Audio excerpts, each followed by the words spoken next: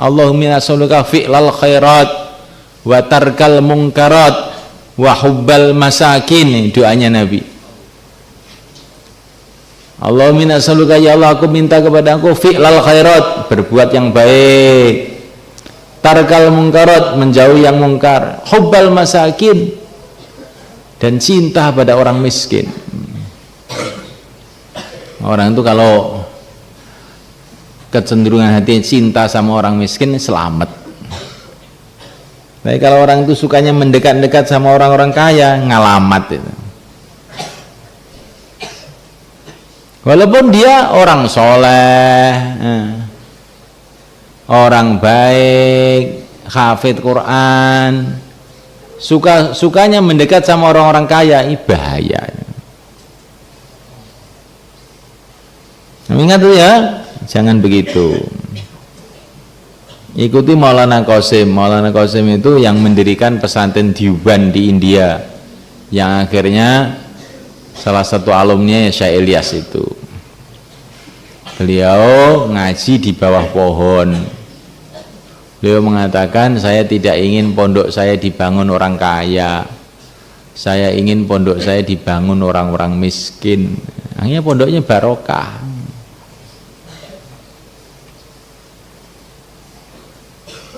Jangan nanti kalau kamu pulang udah selesai takhusus mau mendirikan pesantren, nggak punya duit, kemudian ikhtilat dengan orang-orang kaya-kaya supaya dibangunkan pesantren. Jangan begitu. Itu bukan langkah-langkahnya para ulama-ulama dulu, itu bukan langkah-langkahnya para wali, itu langkah-langkahnya orang-orang yang imannya lemah ya. Ngaji kamu di bawah pohon dengan ikhlas supaya Allah kasihan sama kamu. Nanti kan Allah kirim orang-orang yang bangun pesantren kamu, insyaallah.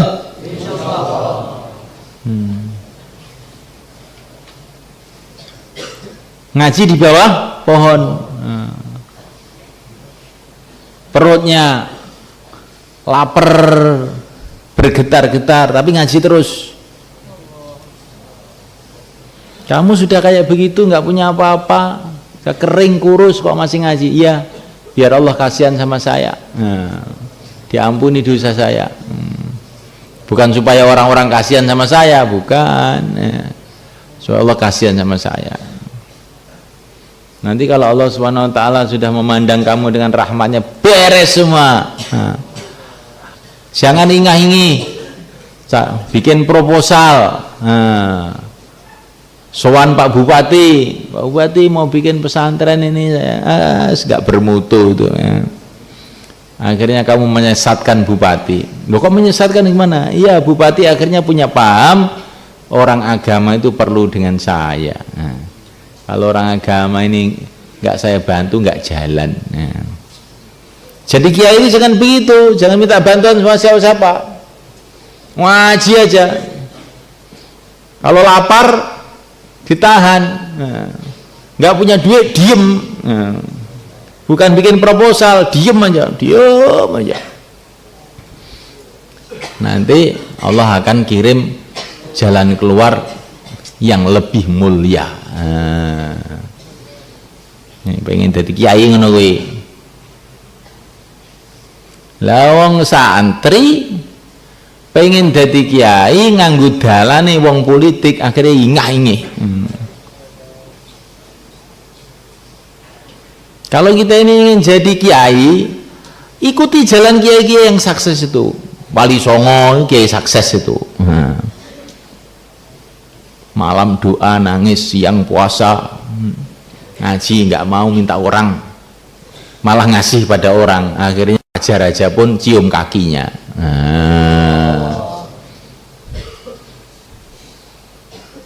Bikin proposal, terus bikin list, ngerti list? Tulisan itu nama fulan menyumbang berapa ribu, terus putar ke rumah-rumah. Assalamualaikum, ada apa Ustaz? Mau bikin pesantren ini. Itu kalau dilihat itu jelek, menurut saya itu jelek ya. Orang dunia merengek-rengek kepada orang agama, ngerengek-ngerengek sama orang dunia. Duduk aja bisa calon ngaji sana. Allah itu tahu kamu apa enggak tahu? Tahu. Allah nolong kamu bisa enggak? Ya bisa. Nah kenapa kamu putar-putar itu? Duduk. Ngaji. Kalau putar ke rumah untuk ngajak ke masjid jangan minta uang. Kalau itu kamu kerjakan, oh nanti jadi kiai betulan kamu.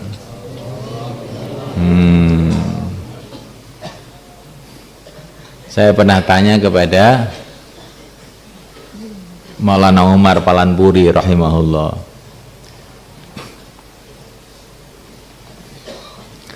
bagaimana caranya bikin pesantren? Kan waktu itu banyak orang yang tren proposal itu juga gitu. Maka Maulana Umar itu bilang sama saya, kalau bikin pesantren duit kamu sendiri, lebih baik kamu mati daripada minta bantuan, katanya. Lebih baik kamu mati daripada minta bantuan sama orang, nggak usah.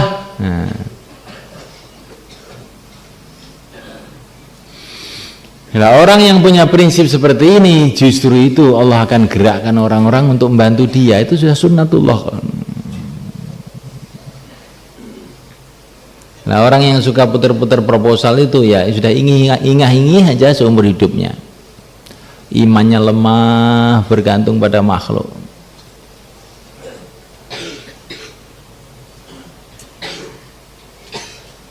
Insyaallah ya.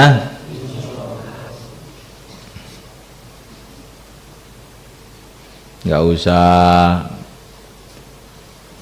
menyebarkan ilmu itu, jangan pikiran mau bangun bangunan. Enggak, menyebarkan ilmu itu ngaji namanya menyebarkan ilmu.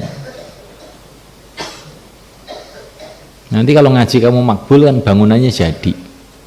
Kalaupun nggak ada bangunannya juga nggak apa-apa. Menyebarkan ilmu itu bukan mesti dengan bangunan. Sayyidina Abu Hurairah yang ilmunya tersebar seluruh dunia punya bangunan apa?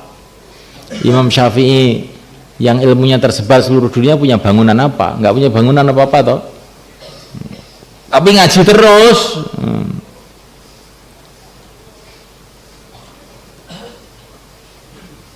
Lah Pak Kiai kok bangun terus? Targetnya nggak cocok dengan amalannya. Loh, yang bangun itu Pak Arifin bukan saya. Allahumma nas'aluka fi'lal khairat wa tarkal munkarat wa hubbal masakin, doanya Nabi. Allahumma nas'aluka, ya Allah aku minta kepada aku fi'lal khairat, berbuat yang baik, tarkal munkarat, menjauhi yang mungkar, hubbal masakin, dan cinta pada orang miskin. Orang itu kalau kecenderungan hati cinta sama orang miskin, selamat. Tapi kalau orang itu sukanya mendekat-dekat sama orang-orang kaya, ngalamat itu. Walaupun dia orang soleh, orang baik, hafid Quran, sukanya mendekat sama orang-orang kaya, ini bahaya. Ingat tuh ya, jangan begitu. Ikuti Maulana Qasim. Maulana Qasim itu yang mendirikan pesantren Diuban di India, yang akhirnya salah satu alumni Syekh Ilyas itu. Beliau ngaji di bawah pohon. Beliau mengatakan, saya tidak ingin pondok saya dibangun orang kaya, saya ingin pondok saya dibangun orang-orang miskin. Akhirnya pondoknya barokah.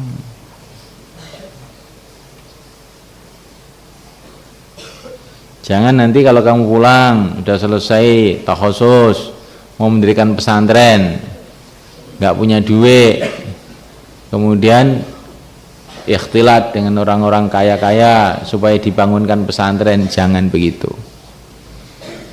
Itu bukan langkah-langkahnya para ulama-ulama dulu.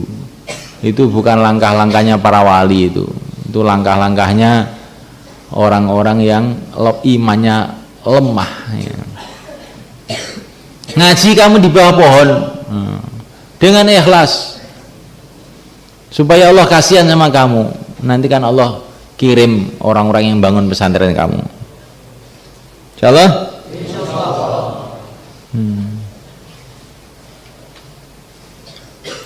Ngaji di bawah pohon, perutnya lapar bergetar-getar tapi ngaji terus. Kamu sudah kayak begitu, nggak punya apa-apa, kering kurus kok masih ngaji. Iya, biar Allah kasihan sama saya, diampuni dosa saya. Bukan supaya orang-orang kasihan sama saya, bukan, supaya Allah kasihan sama saya.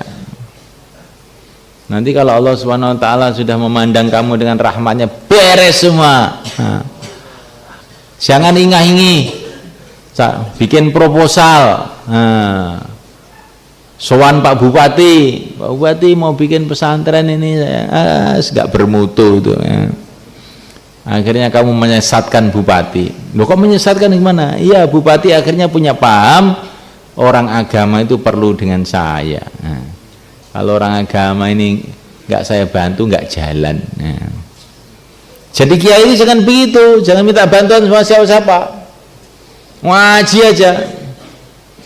Kalau lapar ditahan, nggak punya duit diem, bukan bikin proposal, diem aja. Nanti Allah akan kirim jalan keluar yang lebih mulia. Ini pengen jadi kiai ngono kuwi.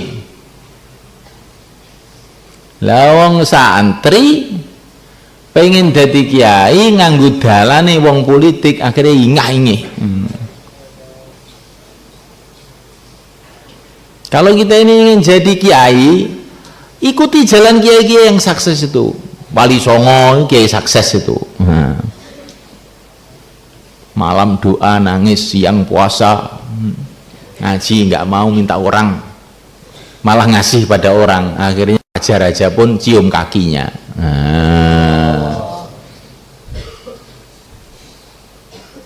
Bikin proposal, terus bikin list, ngerti list? Tulisan itu nama fulan menyumbang berapa ribu, terus putar ke rumah-rumah. Assalamualaikum, ada apa Ustaz? Mau bikin pesantren ini. Itu kalau dilihat itu jelek menurut saya, itu jelek. Orang dunia merengek-rengek kepada orang agama, ngerengek-ngerengek sama orang dunia. Duduk aja bisa calon ngaji sana. Allah tuh tahu kamu apa enggak tahu? Tahu. Allah nolong kamu bisa enggak? Ya bisa.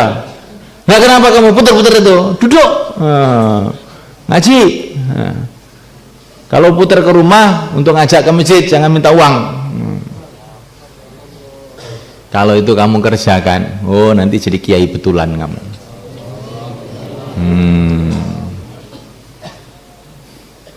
Saya pernah tanya kepada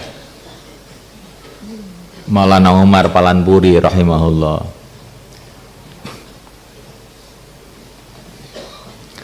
bagaimana caranya bikin pesantren? Kan waktu itu banyak orang yang tren proposal itu juga gitu. Maka Maulana Umar itu bilang sama saya, kalau bikin pesantren duit kamu sendiri, lebih baik kamu mati daripada minta bantuan, katanya. Lebih baik kamu mati daripada minta bantuan sama orang, nggak usah.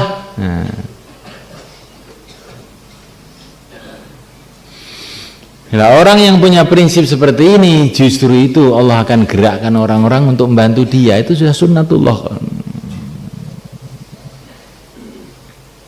Nah, orang yang suka putar-putar proposal itu ya sudah ingah-ingih aja seumur hidupnya. Imannya lemah, bergantung pada makhluk.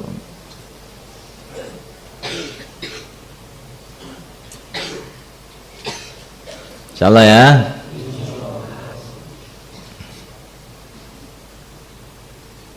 Nggak usah menyebarkan ilmu itu jangan pikiran mau bangun bangunan, enggak. Menyebarkan ilmu itu ngaji namanya menyebarkan ilmu. Nanti kalau ngaji kamu makbul kan bangunannya jadi. Kalaupun nggak ada bangunannya juga nggak apa-apa. Menyebarkan ilmu itu bukan mesti dengan bangunan. Sayyidina Abu Hurairah yang ilmunya tersebar seluruh dunia punya bangunan apa? Imam Syafi'i yang ilmunya tersebar seluruh dunia punya bangunan apa? Nggak punya bangunan apa-apa toh. Tapi ngaji terus.